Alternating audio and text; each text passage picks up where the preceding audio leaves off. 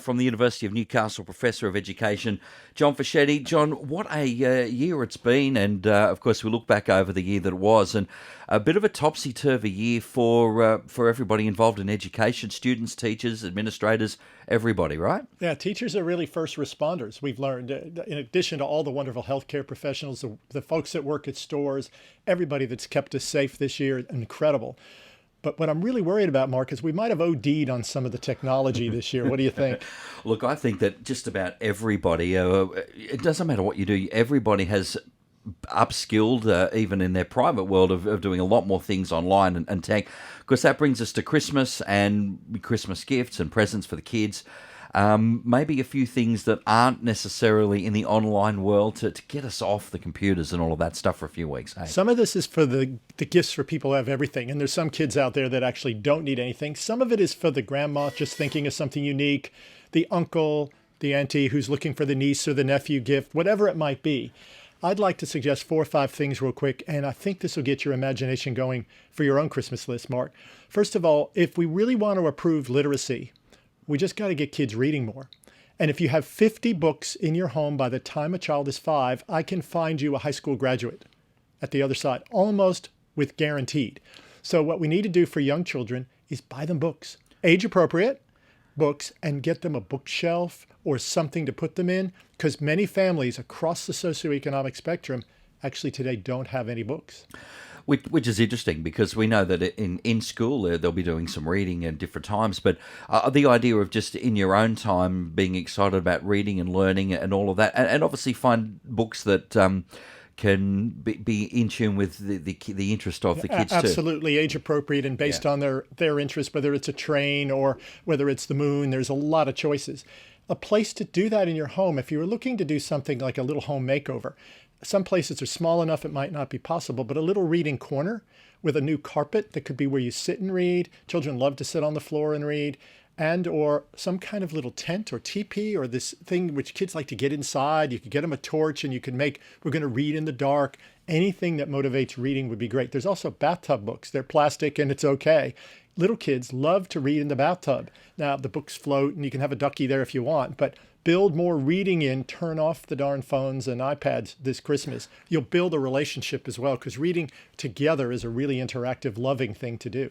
I've got to say, though, reading in the bathtub probably a step better than reading in the bathroom. Yeah, well, yeah, I guess it all depends on what age you're talking about. There are these other devices you can put to keep your laptop on, and you can take a bath while being in your office, but I don't want to be on those Zooms, to be honest with you, Mark. No, we don't. That's a different conversation. There's some other things to think about. If a child's really interested in nature, you might get them a bird watching book and a pair of binoculars. And what you're going to do over the holidays is go out and look around. Last holidays, with all the smoke from all the fires, really we didn't get people out as much as we would this year, hopefully. And what we might be able to do is get kids out and about. If you were looking for a traditional gift, but for a different purpose, a pair of shoes that's proper for them to get back walking or hiking, get them the right shoes. Because a lot of us just buy at the discount mart the cheapest shoe on the shelf, and it actually can lead to injury. So I recommend you, if you're going to go do a little outdoory stuff, you get them some shoes that fit. There's other connections here to interest.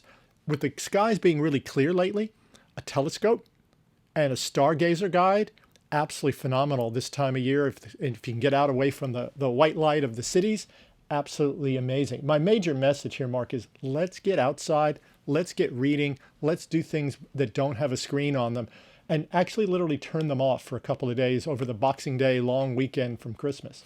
Perhaps too, John, the fact that everything is online, we're doing so much more in that space, right? The fact that we're doing these things, it might sort of be to traditional ways of learning to what the online was a few years ago. It's now the novelty. Right. So it's just kind of flipped on its head. Before where it was like, how great is it we've got an iPad or a computer or whatever. How great is it we've got something that's not on the computer? Yeah, exactly. And, you know, there are some gifts for young children. They love to dig in the sand. And if you're going to go to the beach, get your grandbaby or your niece this set of tools where they can dig. an hour go by and you could have taken a nap, hopefully not with keeping your eye on them, but get something where they're actually doing stuff instead of watching things. I think if we do that, it'll be a really good holiday, and it might recreate some of those old habits, Mark, that get us off the screens all the time. You're right. I think that's a couple of good ideas for Christmas, John. We've made a few notes of those, so we'll have a look at them. I guess as we round the corner, Christmas coming up, everyone looking for a bit of a break. We're crystal balling just a little bit. 2021, where do you see the sector for next year? Well, the disruption of COVID has led to, in higher education, the lack of international students who have been able to come to Australia. That's a little unknown for the first semester, but hopefully back for Sem 2. There'll be changes in that market, as maybe they won't come for full degrees. They might want to do some of it online, but we should see brighter prospects there. In the K-12 sector, most governments are now pushing for a establishment of the basics. Basic literacy and numeracy, some things that are going to put high stakes assessments really back in the forefront. A little bit of back to the future on this stuff. And I'm a little worried about the tendencies then to drill harder at schools to be more like they were pre-COVID than learning from what we learned, which gave kids a lot more opportunities to invent and create and to build their own form of learning. So I'm a little worried that some of the regulation part from government will actually take us backwards, not forwards. But more on that in 21. How ironic would that be? A sector that's all about learning, and then the people administrating the sector if we don't learn. Yeah, and it will be more about defining what learning is. Yeah. Is it based on a number, or is it based on a process? And some of that is really contentious right now. And different schools have tried some really exciting things. We'll bring some of that to our listeners next year. Conversations for 2021. John, have yourself a great Christmas, You too, whatever Mark. you and your See you at people the are movies. up to. 2NURFM, a broadcast service of the University of Newcastle.